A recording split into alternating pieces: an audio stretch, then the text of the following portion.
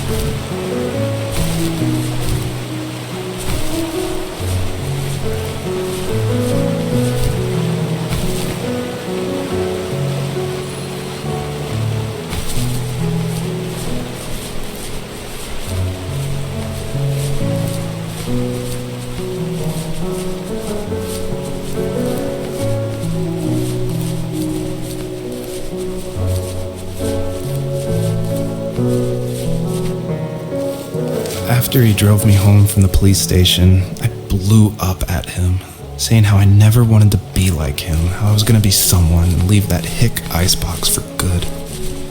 He just looked forward at the road with tired eyes. I took out that bluegrass tape from the cassette deck and chucked it out the window. In my sage teenage wisdom, I thought I had proved the ultimate point. But my dad had a different idea. He slammed the brakes, slowly bowed his head while gripping the steering wheel, and finally looked at me. All he said, like it was a polite request, was, "Make this right." I sat there in silence, fuming, but I eventually got out and combed every square inch of the woods, muttering profanity after profanity. I found it 30 minutes later, near a small waterfall off the road. I went back to the truck, put the wet tape back in, and sure enough it worked. We didn't speak another word to each other the rest of the night. Wow, I knew you were a crazy teenager, but... It's hard to believe, isn't it?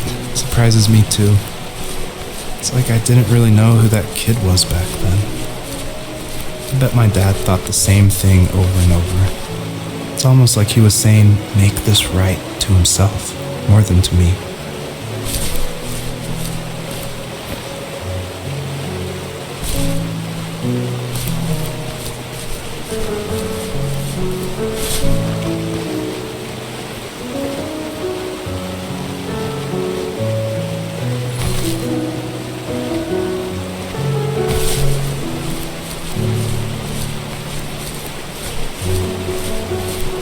My friends would laugh about that night and talk about how crazy it was, and I laughed along, pretending it didn't bother me. But it did. I imagined my friends growing old in the bush, unable to find that thrill in those godforsaken ice fields. It's like those mountains were a literal wall, keeping me from leaving, where all I would have to look forward to are lumber yards and evening beers. I had to climb over. That was my only goal for a long time.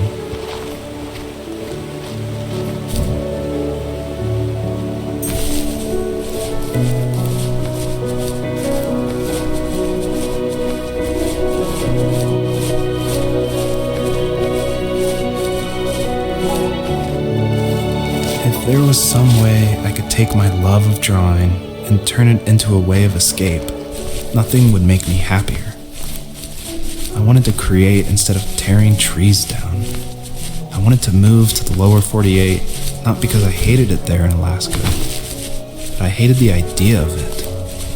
It's like all of that spite inside me had created this monster which followed me around my whole teenage years. I put so much energy into doing what others didn't expect of me. Why did I do that? There's one fact you're forgetting, though. If you didn't have that fire in you, we probably would have never met. You're absolutely right. Maybe the destination is all that matters in the end. But then why am I awake? Why am I seeing this fox go on her journey? And why can't I stop thinking about my dad?